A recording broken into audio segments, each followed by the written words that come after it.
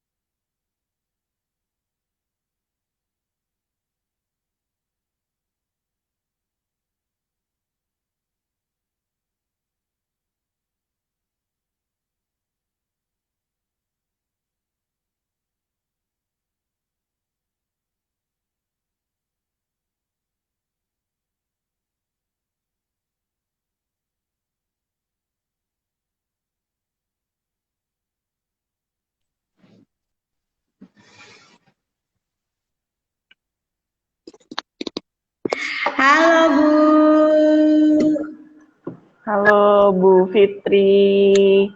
Sehat Bu Fitri? Alhamdulillah sehat. Bu Sekar gimana kabarnya? Alhamdulillah semakin menggendut ya saya. Jangan panggil, jangan panggil Bu dong. Kita panggilnya Apa? Mbak-mbakan aja ya. Oh biar awet muda ya. Mbak Fitri berarti ya. Iya, kan kita nggak beda jauh kan. Iya saya Jadi masih Mbak-mbakan 18 aja. tahun sih. Kalau saya 18 tahun. 18 tahun. 18 tahun, oke. Bu Sekar kegiatannya sekarang apa? Saya ini sibuk live IG. Oh, sibuk scroll-scroll Instagram ya. Iya benar Bu Sekar Mbak sekarang Fitri. sibuk ini. Apa? Apa? Mbak Sekar. Mbak Sekar sekarang sibuk ini sih. Kuliah S3. Bentar lagi jadi dokter Sekar. Iya, lagi banyak tugas ini. Mungkin Mbak Fitri mau bantu saya ya. Ya, bikin Enggak. bikin tugas saya Terima kasih salah deh. satu aja lah.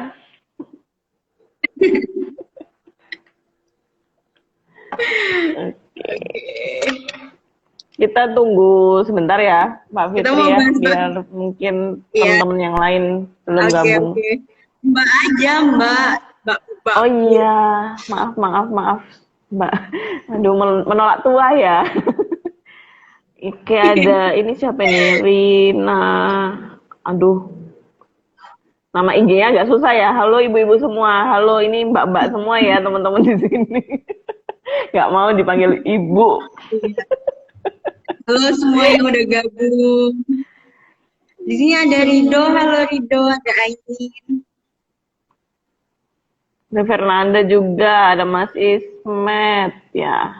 Ada Ria, Abid. Halo Abid. Oh, ada Mas Habib.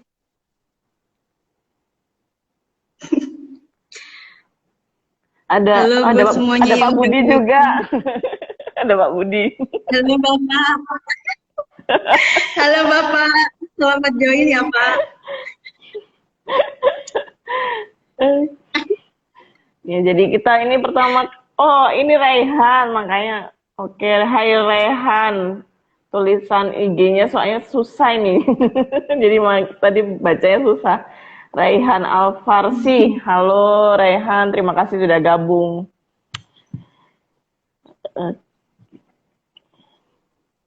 Eh, Bu Samen, Mbak Fitri. Mbak Fitri di mana ini? Di mana ya? Lagi di Di, luar.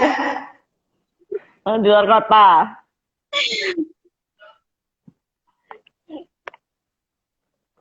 Kapan Malam sekolah mingguan dong S3-nya, lagi. Mbak Fitri? Kenapa? Kenapa Mbak? Kapan sekolah S3-nya?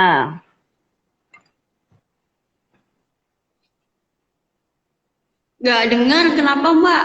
Putus-putus. Ini sinyalnya Anda deh.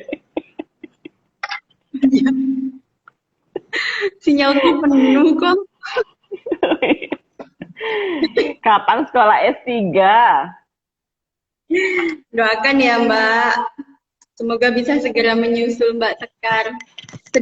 Masih sedang mempersiapkan mentalnya dulu. Ah, kelamaan. Oke, ada Imam juga. Halo Imam, ada Putri. Halo, Halo. ada temenku Mbak Fe. Halo Mbak Fe. Oh, ada temannya Mbak Fitri nih. Wah, ini promosi kemana-mana ini ya Mbak Fitri ya.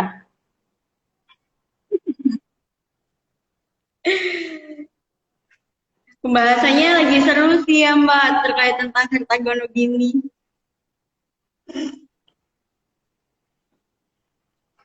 Iya, kalau kita ngomongin harta gono gini itu pasti banyak banget nih yang tertarik kayaknya ya. Iya. Oke. Karena Halo harta itu kan Imam, hadir masalah yang Bu. sensitif banget ya. Iya betul betul. Jadi ya kenapa ya kenapa kita tertarik dengan harta gono gini karena ya kita simpel aja sih pemikirannya Mbak Fitri karena harta gono gini ini kan pasti hampir semua lah, saya yakin hampir semua di masyarakat itu pasti mengalami lah tentang harta gono gini. Terus ya harta gono gini itu kan eh, apa ya istilah istilah yang ada di masyarakat ya sebenarnya itu mungkin harta perkawinan gitu ya.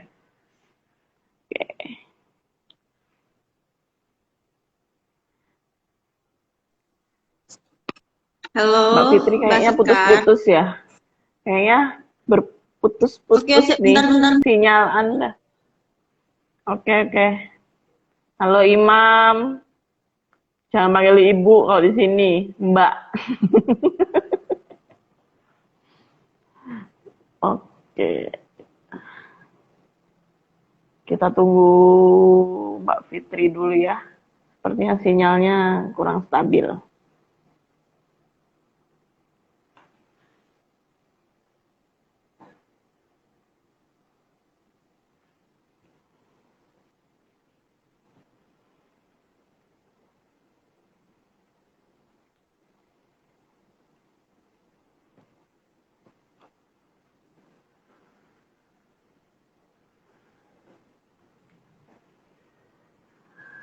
Oke, halo teman-teman semua. Imam, ada Toha Alfiano. Sebentar, kita tunggu.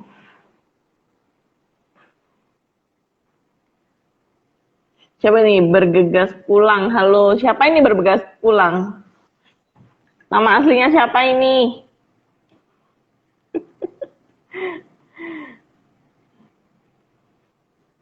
Jangan bergegas pulang dulu dong. Allah, Abid, Abid. Terima kasih, Abid.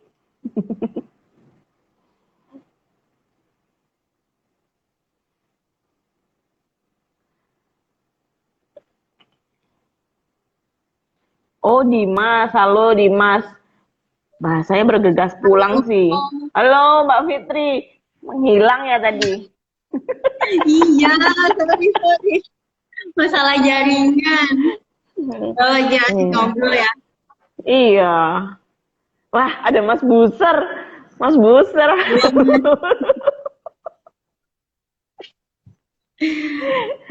Kapan-kapan join apa IG live juga dong sama Mas Buser ya, Mas Buser Pak Hendra, sorry. Oke, Mbak Fitri, kita langsung aja ya. Kita ngobrol aja sih kalau ini bukan yang tanya jawab yang gimana kita diskusi aja ya. Karena kan Sharing aja ya Mbak ya. kita sharing karena memang kalau ngomongin harta gono gini, ini kan pasti permasalahan itu kan banyak terjadi di masyarakat kan, pas yakin lah karena sebenarnya kalau harta gono gini itu kan apa ya kayak istilah aja kan, mungkin bahasa hukumnya mungkin harta perkawinan kali ya, harta perkawinan ya, harta bersama lah. Ya, kenapa kami ini Fakultas Hukum sangat tertarik, apalagi mungkin kita kan sasarannya adalah mahasiswa-mahasiswa, khususnya mahasiswa Fakultas Hukum Wijaya Putra ya Mbak Fitri. Jadi dengan semua media lah kita ingin mengedukasi. Nah, salah satunya lewat IG Live. Nah, biasanya sih kita sharing terus mengedukasi tentang masalah-masalah hukum itu lewat podcast ya. Mungkin teman-teman yang sudah join juga sudah lihat IG kita bahwa kita memang punya kegiatan rutin podcast yang mengundang banyak sekali praktisi-praktisi hukum, yang dengan membahas isu-isu hukum yang terkini. Nah, ya, yang IG Live ini benar-benar pertama kali sih kita lakukan ya di Fakultas Hukum. Jadi mungkin ini juga jadi agenda rutin kita, mungkin sebulan sekali kita bahas tentang masalah-masalah hukum yang dekat dengan masyarakat. Yang pertama ini harta gono gini nih Mbak Fitri. Karena kan Mbak Fitri kan setahu saya kan apa ya, expert expert Belum, di enggak sih kalau expert. Enggak sih kalau expert. Cuma sekedar mengetahui suka ya, aja, suka. belajar aja. Kalau expert sih belum deh. Oke. Gak apa-apa lah, kan lebih expert daripada saya. Yang penting kan. Oke. Mbak Fitri, sebenarnya harta gono gini itu muncul kepada seseorang, kepada individu itu sejak kapan sih?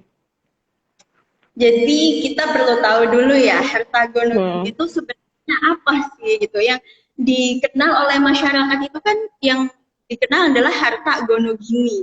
Lah sebenarnya harta gono gini itu artinya adalah harta bersama. Harta bersama itu ada kapan? Harta bersama itu ada sejak perkawinan itu dilangsungkan.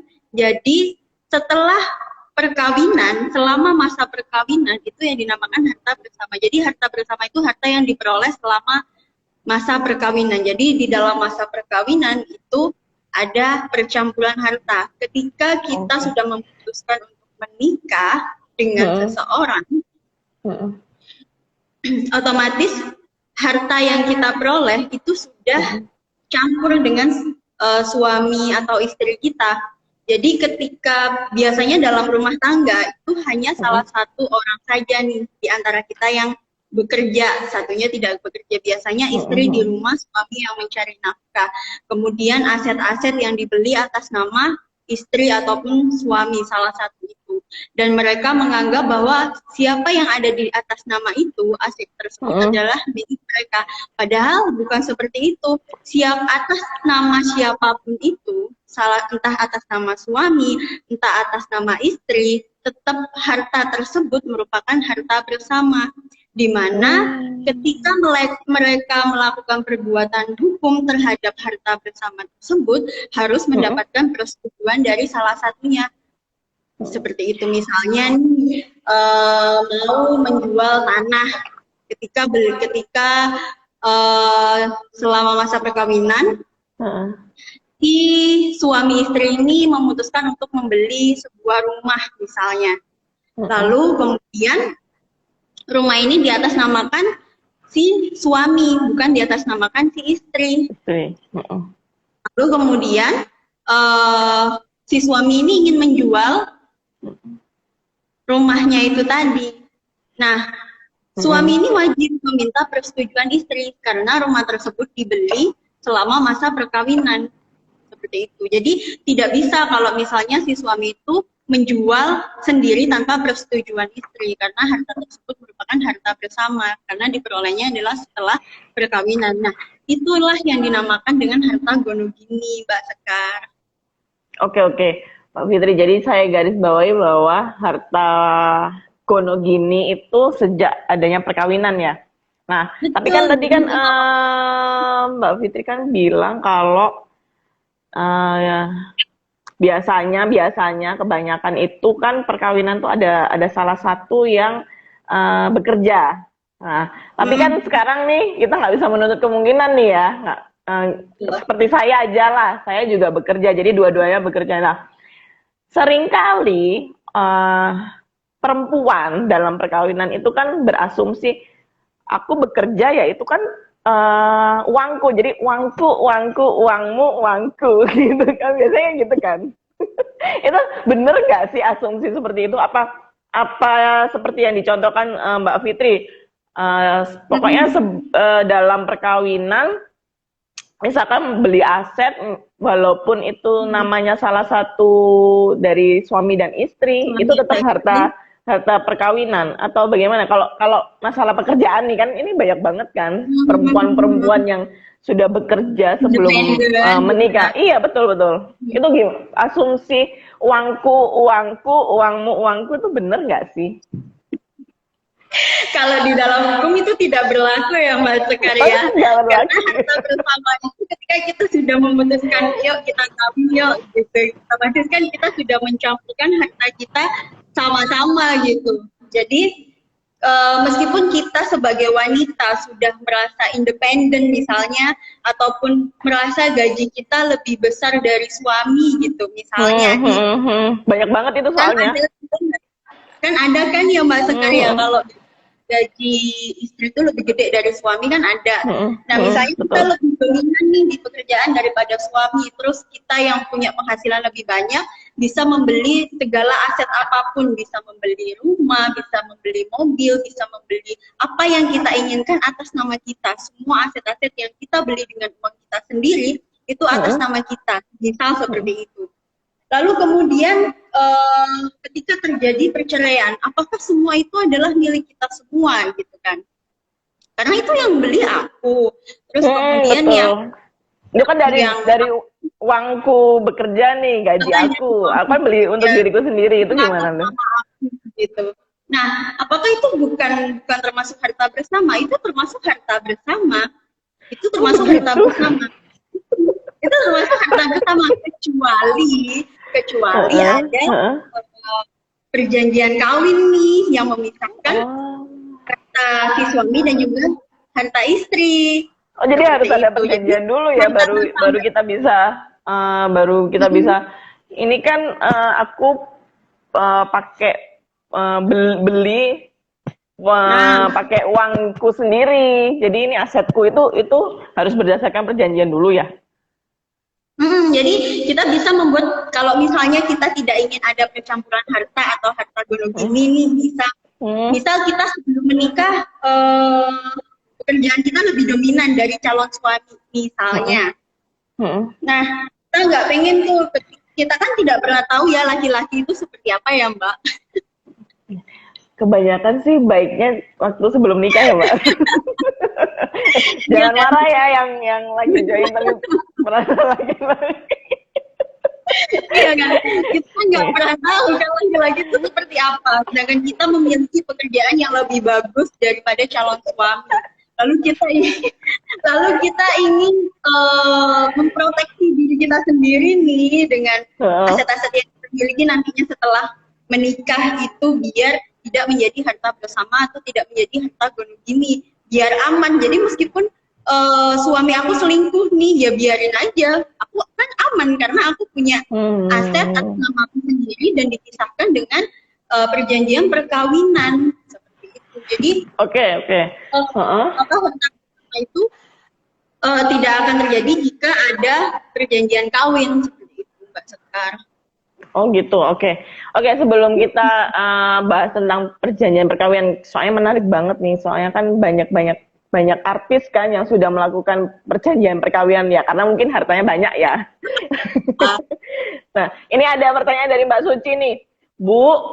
Kita tidak mengenal kata Bu ya kalau di IG Live ya, kita mengenalnya Mbak ya. Harta yang didapat sebelum menikah apakah termasuk dalam harta gonogini? Lah, ini juga baik banget karena saya juga sih mengalami, karena kan saya bekerja sebelum menikah dan punya harta atau aset sebelum saya menikah. Nah, itu gimana tuh? Nah, harta sebelum pernikahan itu bukan termasuk harta bersama, tetapi harta bawaan namanya. Jadi harta yang dibawa sebelum menikah. Jadi ada harta bersama, ada harta bawaan. Harta bawaan itu tidak bercampur dengan harta suami.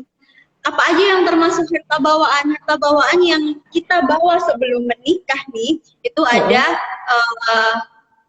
kayak hibah, waris, atau hadiah dari orang tua atau keluarga kita, termasuk aset-aset yang kita beli sendiri atas nama sendiri sebelum pernikahan itu terjadi, itu namanya harta bawaan. Nah, kalau misalnya ada perjanjian kawin itu tadi, nah, nggak dinamakan harta bawaan, jadi tidak ada harta campuran dengan si suami atau si istri gitu. Jadi ketika kita melakukan perbuatan hukum atas aset tersebut, kita tidak perlu lagi meminta persetujuan suami atau istri. Tadi saya bilang bahwa ketika ada percampuran harta, ketika kita menikah, kemudian ada harta bersama, ketika ingin menjual aset, itu kan kita harus meminta persetujuan suami atau istri. Kalau tidak ada perjanjian kawin. Nah, kalau ada perjanjian kawin, ketika kita ingin melakukan perbuatan hukum, misalnya menjual aset kita atas nama kita sendiri, kita tidak perlu meminta persetujuan suami atau istri. Itu, Mbak. Jadi itu nggak termasuk ya harta gono gini ya? Kalau perolehannya sebelum menikah ya? Enggak termasuk. Jadi dicatat ya, cowok-cowok. Selama perkawinan atau dalam masa perkawinan. Oke. Jadi jelas, harus jelas ini. Jadi kita memperkaya diri sendiri sebelum menikah ya, lebih baik. Kita harus memperkaya diri sendiri sebelum menikah. Biar apa? Biar si suami itu nggak bisa seenaknya dengan kita kan. Wah, ini karena moderator dan narasumbernya perempuan nih, jangan sampai menyudutkan laki-laki nih. Saya harus berusaha netral nih. Oke, ada pertanyaan lagi. Kita lanjut. Oke.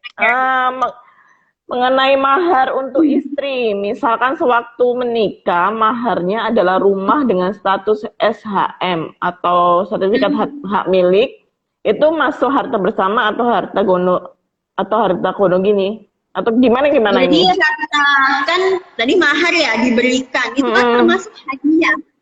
Bisa dikatakan itu sebagai hadiah, ya kan, Mbak?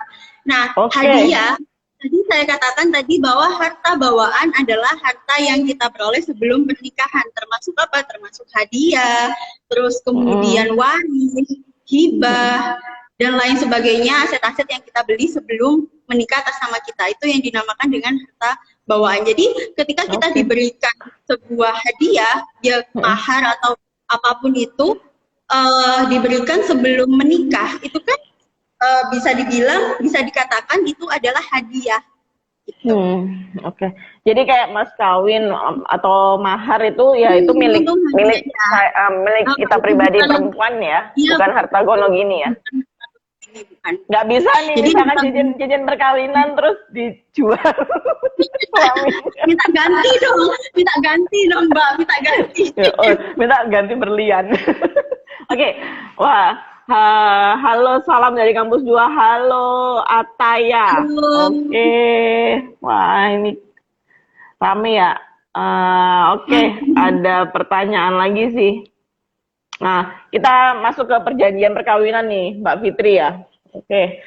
Sebenarnya perjanjian perkawinan itu apakah dibuatnya itu sebelum pernikahan atau bisakah saat pernikahan misalkan berjalan, sudah berapa tahun atau berapa bulan dirasa itu perlu ada perjanjian karena mungkin baru tahu itu tadi ya, baru tahu kok mungkin ada indikasi-indikasi berebut harta gitu ya. Itu gimana sih perjanjian perkawinan sebenarnya seperti apa? Oke, jadi perjanjian kawin itu bisa dibuat sebelum menikah dan bisa juga dibuat setelah menikah atau selama pernikahan itu berlangsung gitu. Jadi ada yang dinamakan dengan prenuptial agreement. Itu kalau prenuptial agreement itu perjanjian perkawinan yang dibuat sebelum perkawinan. Ada yang namanya postnuptial agreement. Postnuptial agreement itu perjanjian yang dibuat setelah perkawinan. Jadi ada dua perjanjian yang dibuat sebelum menikah dan perjanjian yang dibuat setelah menikah. Gimana dong pembagian harta-hartanya jika perjanjian tersebut dibuat setelah menikah? Nah, harta-harta tersebut, harta masing-masing ya, itu ada setelah perjanjian kawin itu tersebut. Jadi misalnya gini, misalnya Mbak Sekar nih menikah pada tahun 2015 misalnya, tapi belum ada perjanjian perkawinan nih. Lalu selama 4 tahun menjalani masa perkawinan tuh, Mbak Sekar itu sama suami sudah membeli 2 rumah gitu misalnya. dalam 4 tahun. Berarti tahun 2019 Mbak Sekar sudah punya 2 rumah bersama dengan suami. Lalu di tahun 2019 ini Mbak Sekar membuat sebuah perjanjian kawin nih dengan Pak suami. Ya. Tahun 2019. Nah, aset-aset yang setelah tahun 2019 itu disebut dengan harta masing-masing, bukan harta gonogini. Jadi harta gonogininya itu cuman 2 rumah itu tadi yang Mbak Sekar beli sama suami sebelum adanya perjanjian perkawinan itu ya? Sebelum adanya perkawinan di tahun 2015 sampai 2019. Begitu. Jadi berarti perjanjian perkawinan itu seperti perjanjian yang pada umumnya ya berlaku saat pokoknya setelah perjanjian itu dibuat ya berlaku untuk para pihak ya, gitu ya, Mbak Fitri ya. Oke, ada pertanyaan nih tentang sorry. Ada pertanyaan dari Putri Alia. Apakah harta gonogini juga dicantumkan pada perjanjian pranikah, Bu? Mbak ya, sorry. Bisa jadi perjanjian perkawinan itu berisi ya, bisa berisi tentang harta. Jadi harta mana aja nih yang nantinya kita pisah gitu. Harta yang seperti apa aja itu sesuai kesepakatan dengan sang suami nih nantinya apa yang ada di dalam perjanjian kawin tersebut gitu. Jadi perjanjian kawin itu harus dibuat secara tertulis di hadapan notaris, terus kemudian disahkan. Kalau misalnya beragama Islam itu disahkan oleh KUA, kalau misalnya non-Islam itu disahkan di catatan sipil gitu. Jadi harus ada pengesahannya dulu perjanjian tertulisnya. Oh gitu. Jadi misalkan kita kan tahu ya, perjanjian kalau buat di depan hadapan notaris kan mungkin biayanya lebih tinggi ya. Apakah bisa, misalkan kita bikin perjanjian, oke sama-sama sepakat ya sama suami, terus di atas materai, terus tapi tetap disahkan di KUA atau di catatan sipil itu bisa nggak? Kalau misalkan saya nggak bikin perjanjian perkawinan itu di depannya notaris? Dibuat sendiri cuma perjanjian iya betul. Gimana ya, saya kurang tahu sih Bu, tapi setahu saya belum pernah ya melihat perjanjian kawin yang dibuat di bawah tangan selama pengalaman saya ya, selama pengalaman saya sudah menikah, Mbaknya sudah menikah. Saya dulu kan pernah bekerja di kantor notaris, jadi saya kan pernah juga membuat sebuah perjanjian perkawinan gitu. Oh ada ya, benar-benar ada ya. Ada, jadi kalau perjanjian kawin dibuat sebelum menikah, itu juga perjanjian kawin yang dibuat di bawah tangan itu saya belum pernah menemukan sih. Mungkin beda kekuatan hukumnya aja ya. Jadi kalau dibawa di depan notaris itu kita lebih punya kekuatan hukum yang lebih kuat gitu nggak sih ya Mbak ya? Ada sih. Kalau juga banyak banget. Selain kan kalau misalnya kan perjanjian kawin kan perjanjian pisah harta. Kalau misalnya menikah dengan warga negara asing itu kan tidak bisa memiliki aset di Indonesia. Nah, caranya kalau kita bisa memiliki aset di Indonesia itu gimana ya, melakukan perjanjian kawin itu, membuat perjanjian kawin itu. Oh gitu. Oke, kalau sama bule ya. Oke, ada pertanyaan lagi nih dari Raihan. Kalau hutang piutang apa termasuk harta gonogini juga kah? Ya, hutang piutang gitu kan biasanya aku pernah nih ditanyain sama temanku tentang KPR. Oh iya, cicilannya lumayan ya? Enggak, jadi dia itu kalau hutang piutang ya, hutang piutang itu juga termasuk juga kalau misalnya sudah menikah tanpa ada perjanjian perkawinan, hutang itu juga menjadi hutang bersama. Kecuali kita hutangnya sebelum perkawinan itu menjadi hutang masing-masing. Sama halnya dengan harta gonogini gitu. Jadi pernah saya ditanyain sama teman saya terkait tentang KPR. Jadi dia itu membeli rumah KPR itu sebelum menikah. Tetapi dia belum lunas nih KPR-nya. Jadi dia beli KPR, terus kemudian KPR-nya belum lunas, dia menikah. Terus? Nah, apakah setelah lunas KPR-nya, harta tersebut menjadi harta bersama? Menurut Bu Sekar gimana? Kalau saya, kenapa kok jadi saya aja ini? Soalnya saya juga mengalami itu. Jadi kalau saya, KPR sebelum, iya KPR benar. sebelum menikah. Saya juga. Jadi saya KPR itu 2017. Saya menikah 2018. Sampai sekarang ya masih KPR ya. Karena KPR kan lama. Ya kalau menurut saya itu jadi harta bersama. Karena nyicilnya juga bersama ya. Karena cicilannya itu belum lunas ya kan.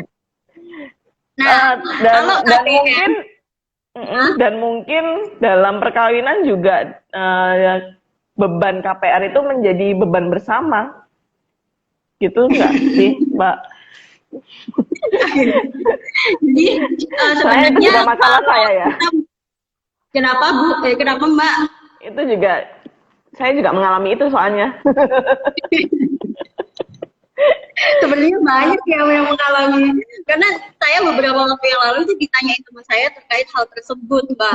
Jadi KPR itu kan kita belinya sebelum menikah, dan KPR itu kan kita hutangnya ke bank, ya kan? Ya, KPR itu kita hutangnya ke bank lah. Di bank itu kan waktu KPR kita langsung realisasi jual beli ke notaris. Langsung balik nama, ya kan? Jadi bank yang melunasi jual beli kita ke notaris. KPR kan seperti itu. Iya, betul. Nah, sertifikat atas nama kita nih, ya kan? Sertifikat atas nama kita. Lalu kemudian kita menikah, posisi KPR-nya masih belum lunas. Nah, otomatis suami juga ikut membantu membayar cicilannya. Mungkin ya. Jadi beban bersama nggak sih? Terus? Nah, setelah lunas, apakah itu menjadi harta bersama? Jawabannya adalah tidak. Itu adalah tetap menjadi harta masing-masing. Oke. Oh iya, karena perolehannya sebelum menikah ya? Oke. Nah, perolehannya sebelum menikah. Ketika kita melakukan jual beli di notaris, notaris akan melihat itu sertifikat terbitnya tahun berapa, terus dia menikahnya tahun berapa. Kan kita kalau misalnya melakukan transaksi di notaris misalnya, itu kan kita dimintain data-data KTP, KK, surat nikah, seperti itu kan. Tujuannya adalah untuk mengecek nih, ini harta diperoleh sebelum menikah atau setelah menikah. Kan di sertifikat itu ada tahunnya. Gitu. Jadi transaksi jual beli dengan apa namanya itu, dengan utang piutang itu kan berbeda perolehannya kan. Jadi rumah yang dibeli secara KPR sebelum menikah itu bukan termasuk harta bersama. Kalau misalnya KPR-nya sudah lunas nanti, meskipun sudah menikah gitu. Oh gitu ya. Saya juga baru tahu nih. Masukkan. Iya, ternyata hartaku. Tapi bayarnya berdua. Oke. Iya, alhamdulillah loh. Oke, ada pertanyaan lagi dari Mem Ika. Halo Mem Ika, terima kasih sudah join. Perjanjian pernikahan apakah bisa dibatalkan atau diubah di tengah-tengah pernikahan? Bisa. Jadi perjanjian perkawinan ketika kesepakatan ya. Tergantung kesepakatan kita berdua. Tergantung kesepakatan suami dan istri. Seandainya nih dirasa-rasa ketika kita membaca-baca perjanjian kawin lagi nih, kok rasanya perjanjian kawin ini kok ada yang kurang ya, ada yang ingin kita tambahkan misalnya nih terkait harta-harta yang misalnya mana harta yang akan menjadi harta bersama atau harta masing-masing gitu. Misalnya nih, ya udah kita tambahkan aja atau mungkin ada yang mau dikurangi gitu kan. Itu bisa aja diubah. Berarti kan tadi kan kalau kita buat perjanjian perkawinan kan harus disahkan di KUA atau catatan sipil. Nah, saat ada perubahan atau pembatalan itu juga harus dilaporkan juga ya berarti ya? Dilaporkan juga. Oke, jadi memang harus sepengetahuan KUA untuk agama Islam dan catatan sipil untuk non-Islam gitu ya, Mbak Fitri ya? Betul, kalau misalnya perjanjian kawin itu tanpa adanya stempel dari KUA atau misalnya catatan sipil itu masih belum berlaku karena notaris itu ketika dia kan sebagai notaris itu kan juga tidak seenaknya menyetujui klien kan untuk menjual aset gitu kan, pasti dilihat dulu nih gitu kan. Nah, kalau misalnya perjanjian kawin tersebut dilihat oleh notaris ternyata halaman belakangnya tidak ada stempel dari KUA atau catatan sipil, itu tidak berlaku, tidak bisa dipakai gitu. Maka harta tersebut tetap harta bersama dan tetap minta persetujuan suami atau istri untuk menjual aset tersebut. Seperti itu Mbak Sekar. Oh gitu, sip. Oke. Ada pertanyaan lagi nih. Apakah jika suami punya hutang kepada perbankan dan peminjam tidak sanggup membayar, kemudian pihak perbankan menagih ke istri atau saudara lainnya, apakah itu legal? Dan apakah tujuan suami? Jadi misalnya gini, suami punya utang pinjaman, mungkin pinjaman uang ya, ke bank itu kan ada kan? Nah, suaminya nggak sanggup nih untuk bayar pinjaman itu. Kan setiap bulannya kan pasti harus bayar cicilan untuk mengembalikan pinjaman itu kan. Saat si suami ini nggak sanggup nih bayar, terus banknya kan pasti kan untuk kebutuhan administrasi bank, pinjaman bank itu kan biasanya kan tercantum nomor yang bisa dihubungi, itu entah itu istri atau saudara kandung atau ibu kandung, biasanya kan gitu kan Mbak Fitri kan. Nah, itu diperbolehkankah kalau misalkan suami itu nggak sanggup bayar terus nagihnya itu ke istri dan saudara yang ada di data di perbankan itu diperbolehkan nggak sih sebenarnya? Jadi gini, kalau kita hutang ke bank, otomatis kan bank ada hitam di atas putih, ada perjanjian kredit kan Mbak, pasti kan?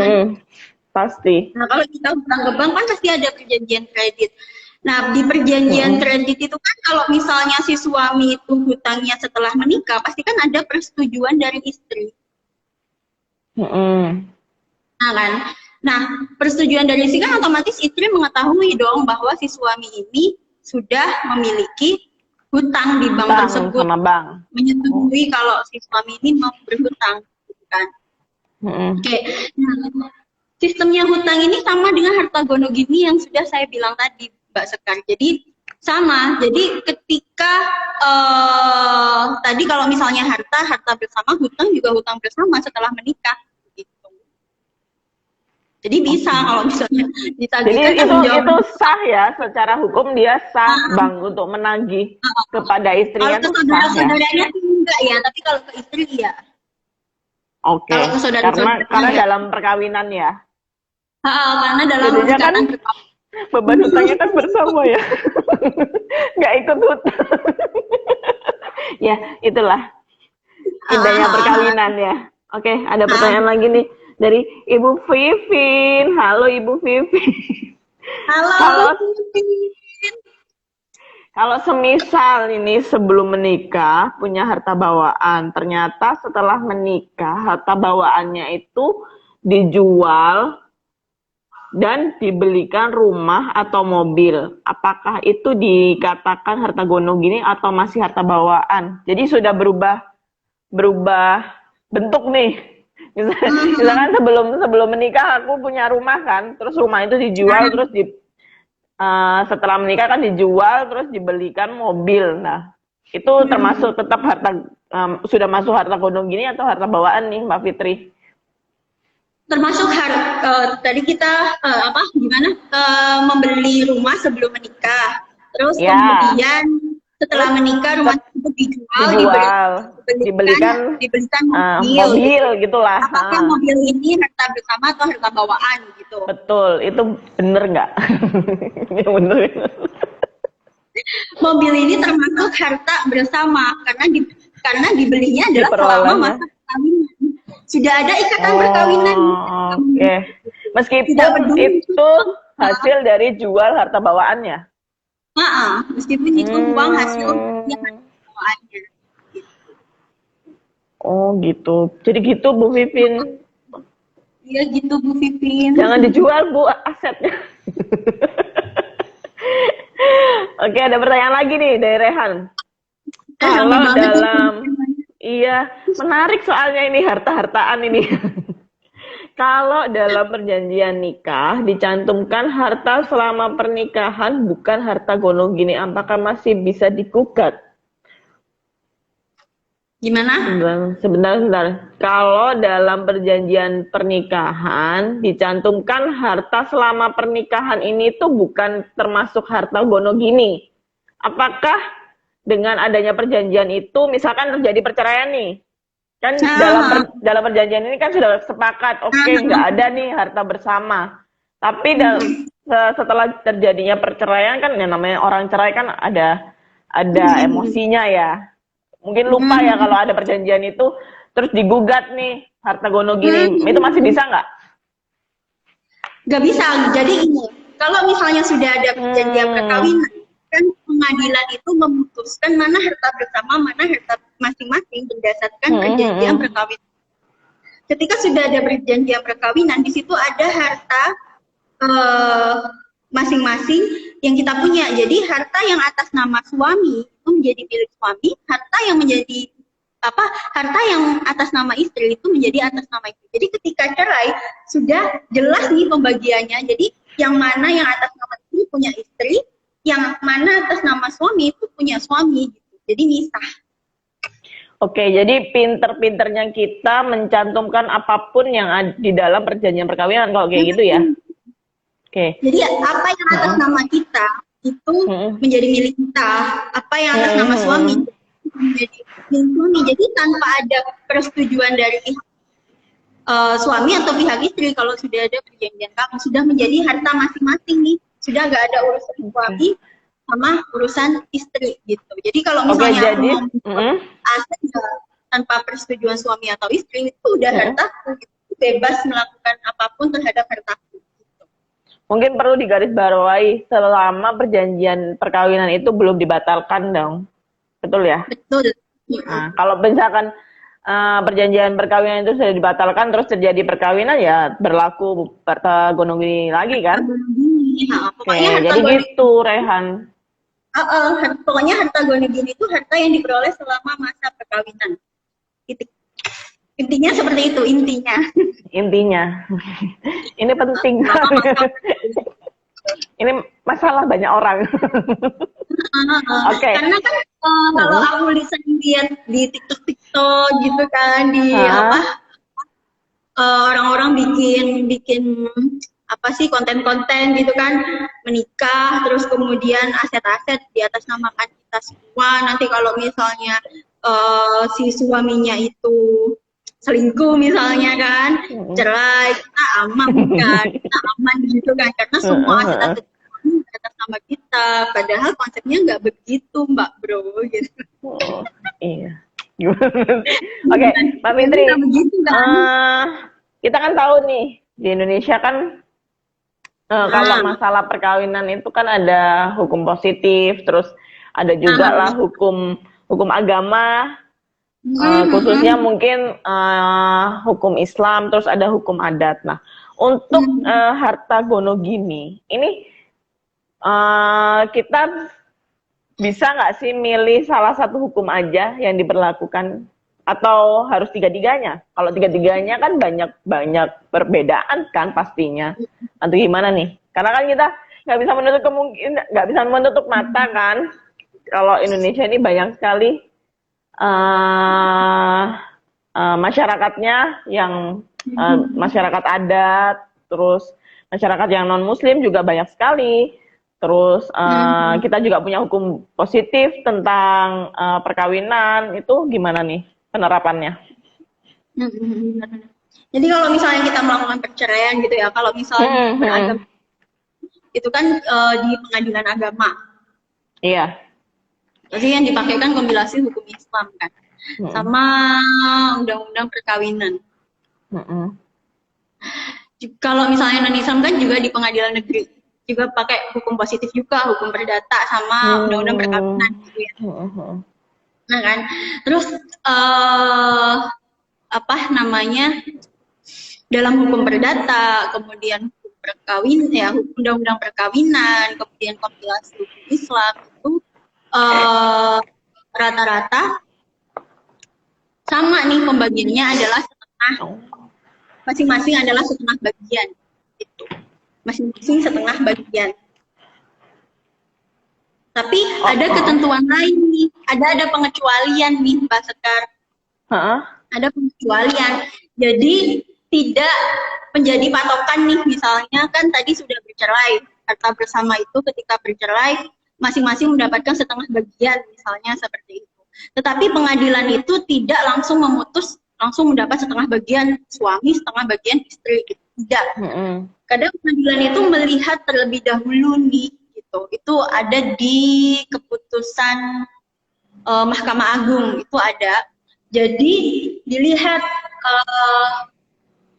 kontribusi suami sama istrinya nih, gitu. Kewajiban-kewajiban sudah dipenuhi atau tidak, gitu. Apabila suami itu tidak memenuhi kewajiban, itu seperti tidak memberikan nafkah kepada istri dan anak selama 11 tahun, maka pembagiannya sudah tidak setengah-setengah lagi. Gitu. Jadi ada pembagian harta kepada istri itu 3/4 lebih banyak, dan suami dibagi cuma 1/4 gitu. Itu ada pengecualian seperti itu.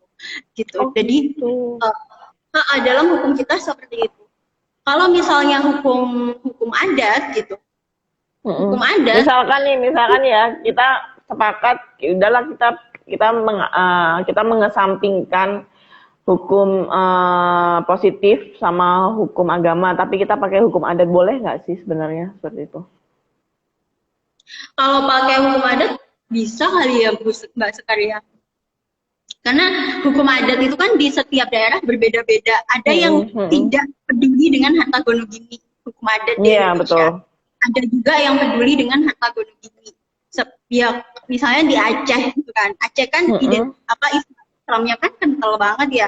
Mereka itu menganggap bahwa pembagian harta gono gini setelah perceraian, kemudian waris setelah pewaris meninggal, itu mereka menganggap sangat penting banget pembagian tersebut. Tetapi ada juga daerah-daerah yang tidak peduli dengan harta gono gini, misalnya daerah Lombok, NTB. Oh ya? Nah, nggak ada tuh, nggak ada harta gono gini, nggak ada? Nggak ada hukum adat di sana. Hukum adat di sana tidak mengenal harta gono gini. Tidak mengenal harta gono gini. Jadi mereka mengesampingkan harta gono gini. Jadi ketika si suami dan istri itu bercerai, si istri itu hanya boleh membawa anak, hanya boleh membawa anak aja tanpa mendapatkan harta gono gini. Oh, tapi disuruh bawa anak doang, gitu ya? Oke, ya berarti tergantung pihak masing-masing ya, berarti kan mau pakai yang mana itu berarti sesuai kesepakatan, begitu kah? Tapi kalau misalkan di pengadilan atau pengadilan negeri, pengadilan agama pasti ya. Kalau pengadilan agama itu pasti hukum Islam lah. Kalau pengadilan negeri itu hukum positif. Indonesia. Tapi kalau misalnya di hukum Islam yang kayak fikih Islam gitu loh Mbak Sekar, itu kan juga tidak mengenal harta gini sebenarnya. Jadi kalau di dalam Islam itu kan aset itu atas nama siapa, yaitu miliknya dia gitu kan. Tapi kalau balik lagi, kita kan Indonesia ya, pakai hukum yang ada di Indonesia. kita patokannya adalah kalau misalnya Islam, kompilasi hukum Islam dan undang-undang perkawinan, di mana kompilasi hukum Islam itu juga dibuat oleh perkumpulan para ulama, bukan ya? Iya. Oke, Mbak Fitri. Ada pertanyaan lagi kah? Udah 1 jam Oke. ya nggak berasa kan? Oh iya. Iya, mau maghrib ya kayaknya. Oke, ada lagi nih Raihan. Kalau Boleh. salah satu dari pasangan itu entah itu istri atau suami melakukan perselingkuhan, apakah tetap dapat harta gono gini? Salah satu dari kita selingkuh. Ya, terus cerai lah. Kalau misalkan tanpa perselingkuhan kan kita kan tahu kan ada pembagian yang tadi dijelaskan sama Mbak Fitri kan ada setengah atau 3/4 kalau misalkan tidak memenuhi kewajiban. Kalau misalkan salah satunya selingkuh terus adanya perceraian, apakah dia tetap punya hak untuk harta gono gininya nih? Untuk bagiannya dia nih?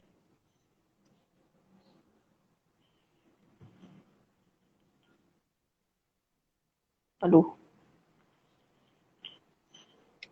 Sinyalnya ya. Mbak Fitri. Dah. Halo. Bentar. Putus-putus nih. Ya, oke. Bisa dengar aku? Mbak Fitri? Bisa. Oke. Bisa. Oke, saya ulangi ya. Kalau Boleh. dari salah satu dari suami atau istri itu selingkuh, terus terjadi perceraian, apakah hak bagian dia harta gono gini itu tetap dapat dia dapat haknya atau gimana? Balik lagi ya Bu Sekar, itu kan nantinya bisa diputuskan oleh hakim juga di pengadilan ya. Bukti-bukti apa yang bisa menguatkan keduanya itu. Jadi kalau misalnya tadi yang saya bilang adalah misalnya suami selingkuh. Suami selingkuh kemudian terbukti tidak menafkahi istri dan anak gitu selama 11 tahun. Dan itu ada tuh bukti-bukti yang mengatakan bahwa dia memang selingkuh, tidak menafkahi anak, tidak menafkahi istri selama 11 tahun.